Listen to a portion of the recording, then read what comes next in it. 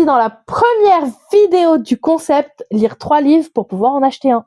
Bon, pour être un peu plus précise, c'est la deuxième vidéo.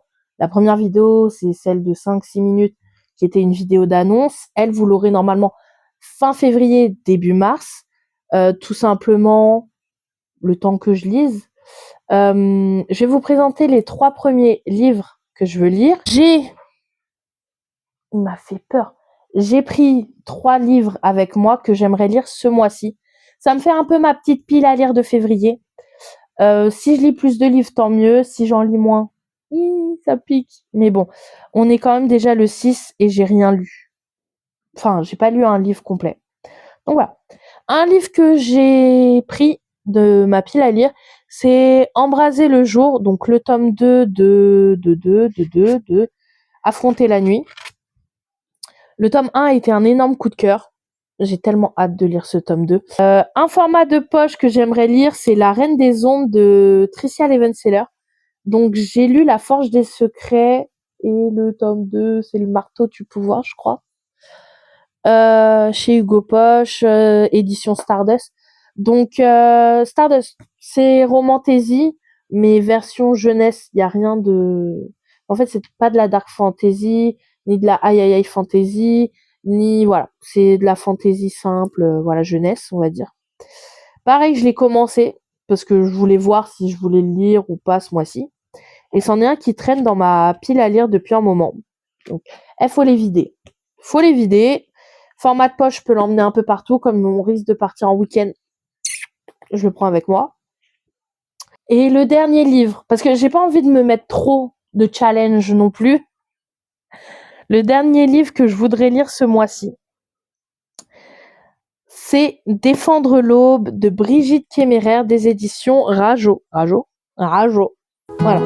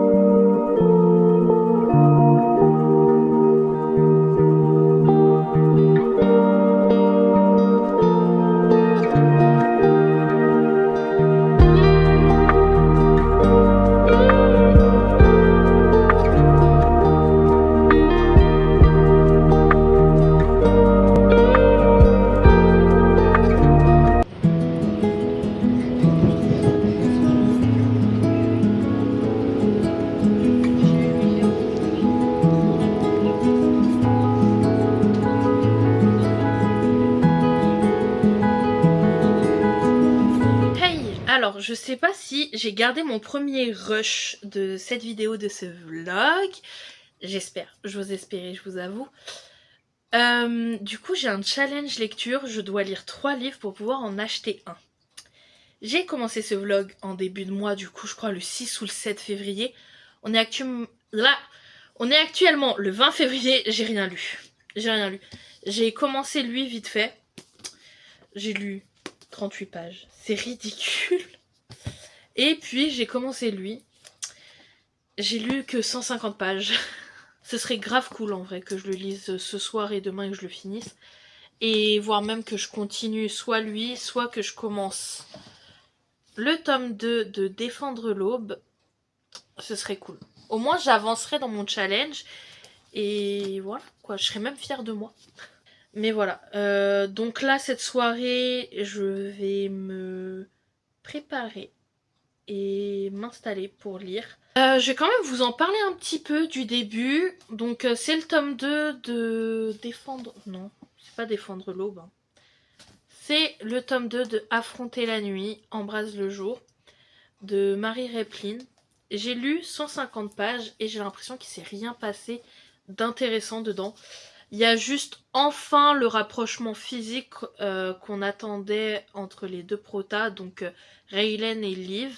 Ils sortent enfin ensemble et Raylan c'est celui qui assume complètement d'être accro à elle et Liv elle assume pas trop. Vraiment on tourne autour de ça, on tourne aussi de l'enquête, les recherches dans les archives et tout sur comment ça s'appelle, ce qui se passe quoi dans le royaume, sur les dirigeants qui les manipulent et tout. Et on a eu 1 ou 2 batailles, mais pas hyper intéressantes non plus, pas bien détaillées. Donc j'ai très peur que ça tourne énormément autour de la romance, alors qu'il y avait dans le tome 1 beaucoup de fonds de famille et beaucoup de... Enfin je sais pas, il y avait une autre intrigue et tout, surtout sur la prophétie. Et je trouve ça aussi dommage, le pseudo-mystère de la prophétie de Raylan. On s'y attend que ça va parler de Liv et tout. Donc voilà. J'attends de voir. Là, j'ai lu 150 pages et pourtant j'ai l'impression de rien avoir découvert outre mesure, à part l'avancée de leur romance entre les deux. Et je trouve ça un peu dommage. J'espère que ça va pas trop partir dans la romance non plus. Bref.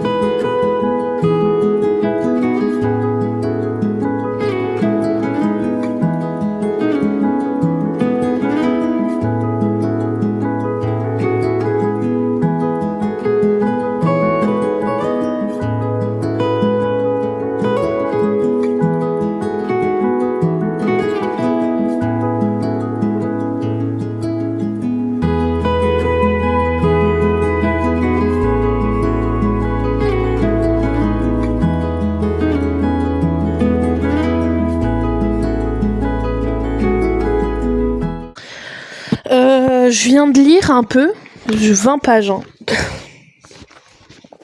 J'ai lu 20 pages et j'ai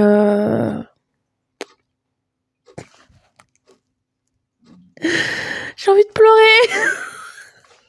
Je déteste ça. C'est un fonds de famille, hein, moi je le précise. Ils aiment trop tuer les gens dans les fonds de famille, c'est une dinguerie. On sait pas encore hein, s'il est mort, je précise. En plus, comme par hasard, on s'est grave concentré sur lui, sur les émotions qu'il avait, les liens qu'il avait avec les autres et tout, ce qu'il pouvait apporter dans le groupe. Bah oui. Voilà, je l'ai accroché. Voilà, bon, bref. Je vais continuer de lire et la tête de moi, il est mort, mais je pète mon crâne.